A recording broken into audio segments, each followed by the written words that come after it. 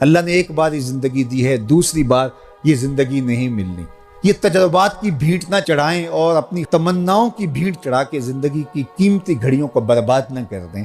اس زندگی کو خوبصورتی سے گزارنے والے کے بتائے ہوئے اسلوب کے مطابق گزاریں، جن کے اسلوب زندگی کو سوائے حسنہ قرار دیا ہے۔ تو یہ 5 چیزیں اپنی زندگی میں اتار لیجئے۔ سب سے پہلی چیز کہ نیتوں کا حسن، دوسری چیز اپنے وقت کی قدردانی اور اپنی زندگی سے لا یعنی اور بے مقصد چیزوں کو نکال دینا، تیسری چیز جو اپنے لیے پسند کرو وہی اپنے مومن بھائی کے لیے پسند کرو، اور چوتھی چیز حلال بھی واضح حرام بھی واضح، اور جو درمیان میں شبہ والی چیزیں ہیں ان سے اپنے آپ کو دور کیجیے، اور 5ویں چیز ہمارے ہاتھ سے اور ہماری زبان سے، ہمارے رویوں سے، ہمارے طرز معاشرت سے، ہمارے انداز زندگی سے کسی دوسرے کو کوئی تکلیف نہ پہنچنے پائے۔ یہ رویے اگر ہم اختیار کر لیتے ہیں تو ایک پاکیزہ، خوبصورت، خوشگوار زندگی کا تصور ابھرے گا، اور جینے کا میں نے کہا مزہ ہی نہیں، نشہ آنا شروع ہو جائے گا۔ پھر زندگی کا ایک ایک پل قیمتی بھی ہو جائے گا، با مقصد بھی ہو جائے گا، اور پھر ایک نئی معاشرت کی تشکیل کے اندر ہمارا کردار بھی انتہائی اہمیت کا حامل ہو جائے گا۔ ورنہ جینے کو تو جانور بھی زندگی گزار رہے ہیں، جینے کو تو جو ہے وہ پرندے اور چوپائے بھی زندگیاں بسر کر رہے ہیں۔ انسان اشرف المخلوقات انہی خوبیوں کی وجہ سے ہے جو ممتاز ہوتا ہے دیگر مشارکات سے اور دیگر مخلوقات سے، وہ اس کے وہ وصف ہیں۔ ورنہ تو یہ گوشت پوست اور باقی اعضائے بدنیاں جو انسان کے ساتھ جڑے ہوئے ہیں، یہ باقی جانوروں کے ساتھ بھی جڑے ہوئے ہیں، بلکہ بہت ساری چیزیں ان کو ہم سے زیادہ دی گئی ہیں۔ کسی کی نظر میں جو تیزی ہے وہ ہم سے زیادہ ہے۔ یہ کرگس کتنی دور تک دیکھ لیتے، ہم اتنی دور تک نہیں دیکھ پاتے۔ شیر کے پنجوں میں جو زور رکھا گیا وہ ہمارے پنجوں میں نہیں رکھا گیا۔ پرندے اڑ بھی لیتے ہیں، ہم اڑ نہیں سکتے ہیں۔ مچھلیاں جس طرح سے تیر لیتی ہیں ہم اس طرح سے تیر نہیں پاتے ہیں۔ اس طرح مختلف جانوروں کو امام سلفی نے طیوریات کے اوپر جو لکھا اس میں جانوروں کے مختلف وصف لکھے۔ تو بہت ساری چیزیں ہیں، کسی میں قوت شامہ اتنی ہے، سونگنے قوت اتنی ہے، یہ چیل کہاں سے سونگ کر کے آ جاتی ہے، اتنی قوت شامہ ہمارے پاس نہیں ہے۔ اسی طرح کوئل جس طرح سے بولتی ہے، جو اس کو جو ہے وہ سر دی گئی ہے وہ ہمیں نہیں دی گئی ہے۔ مور کو جو رنگ دیے گئے ہیں وہ رنگ ہمارے پاس نہیں ہے۔ لیکن احسن تقویم ہم کیوں قرار پاتے ہیں؟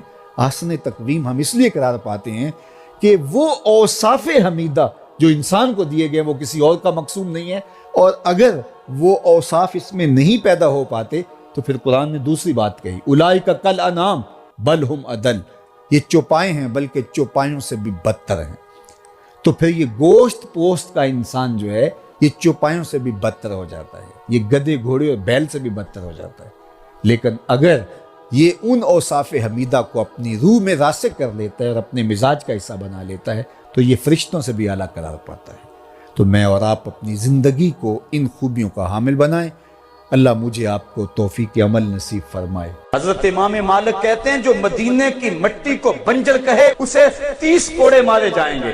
یہ مصطفیٰ کی نسبت کا احترام ہے۔ صحابہ کے بارے میں فرمایا کہ حب ابی بکر و عمر من الایمان و بغضهما نفاق، اور آگے فرمایا حضرت حسن اور امام حسین رضی اللہ تعالیٰ عنہما کے بارے میں من احبہما فقد احبنی ومن احبنی فقد احب اللہ ومن ابغضہما فقد ابغضنی ومن ابغضنی فقد ابغض اللہ۔ جس نے ان 2 شہزادوں سے پیار کیا اس نے میرے سے پیار کیا، اور جس نے میرے سے پیار کیا اس نے اللہ سے پیار کیا، اور جس نے ان سے بغض رکھا اس نے میرے سے بغض رکھا، اور جس نے مجھ سے بغض رکھا اس نے گویا اللہ سے بغض رکھا۔ تو نسبت کا بھی احترام کیا جائے، حضور کی اولاد کا بھی احترام کیا جائے۔ بلکہ آقا کریم نے فرمایا عربی سے پیار کرو 3 وجہ سے، اس لیے کہ قرآن کی زبان عربی ہے، اہل جنت کی زبان عربی ہے، اور تمہارے نبی محمد کی زبان عربی ہے۔ تو عربی کا بھی احترام کیا جائے، نسبت کا بھی احترام کیا جائے۔ حضرت سعید بن المسیب کے پاس کوئی شخص آیا، آپ بستر علالت پہ تھے، زندگی اور موت کی کشمکش کی، کہا مجھے اللہ کے رسول کی حدیث سناؤ، کہا اقعدونی، مجھے اٹھا کے بٹھاؤ، کہا آپ سے اٹھا نہیں جا رہا، لیٹے لیٹے بیان کر دیں، کہا انی اکرہ ان احدث حدیث رسول اللہ وانا مستجع، کہا یہ میں گوارا ہی نہیں کرتا کہ حدیث اللہ کے رسول کی بیان کروں خود لیٹا رہا، کہا مجھے اٹھاؤ اور میں بیٹھوں گا، پھر اللہ کے محبوب علیہ السلام کی حدیث کو بیان کروں گا تو یہ محبت کا تقاضا ہے کہ محبوب کی نسبت کا بھی احترام کیا جائے، جہاں محبوب کے قدم لگ جائیں اس خاک کے ذروں کو چوما جائے۔ حضرت ابن عمر جب مسجد نبوی میں آتے تھے تو منبر پر یوں ہاتھ مل کر اپنے منہ پہ ملتے اور چومتے، کہا یہ وہ جگہ ہے جہاں محبوب بیٹھا کرتے تھے۔ اللہ اکبر، نسبت کا بھی احترام کیا جائے۔ اعلیٰ حضرت فرماتے ہیں تجھ سے در سے سگ اور سگ سے ہے مجھ کو نسبت، میری گردن میں بھی ہے دور کا پٹا تیرا۔ کہا محبوب آپ سے در کو نسبت ہے، در سے کتے کو نسبت ہے، اور کتے سے مجھ کو نسبت ہے۔ اور جامی کہتے ہیں کاش محبوب میں تیری گلی کا کتا ہوتا اور آپ کی گلی کے کتے کا نام جامی ہوتا، آپ جامی کہہ کے پکارتے۔ اور ایک کہتا ہے یا لیتنی کنت تربت طیبتکم، کاش میں مولوی نہ ہوتا، کاش میں پیر نہ ہوتا، مدینے کی گلی کی مٹی ہوتا، حضور گزرتے میں حضور کے نالین کے تلووں کو چوم لیتا۔ شیخ مہدی الفاسی علیہ رحمہ فرماتے ہیں حضور کا ذکر سن کر جس شخص کے سینے میں ٹھنڈ نہیں پڑتی اس کے سینے میں دھڑکنے والا دل کسی مومن کا دل ہی نہیں۔ اللہ کے محبوب علیہ السلام جب مدینے ہجرت فرما کے چلے گئے، ابو سفیان کی بیٹی ام حبیبہ جب حضور کے نکاح میں آئی اور اس کو یہ شرف حاصل ہوا کہ وہ حضور علیہ السلام کی زوجہ بنی اور ام المومنین بنی، صلح حدیبیہ کے معاہدے کی تجدید کرنے کے لیے جب مدینے میں ابو سفیان آیا تو وہ سیدھا گھر آیا، حضور کا بستر لگا ہوا تھا، ابو سفیان آ کے اس بستر پہ بیٹھنے لگا، حضرت ام حبیبہ دوڑی اور جلدی جلدی اس نے بستر لپیٹ دیا۔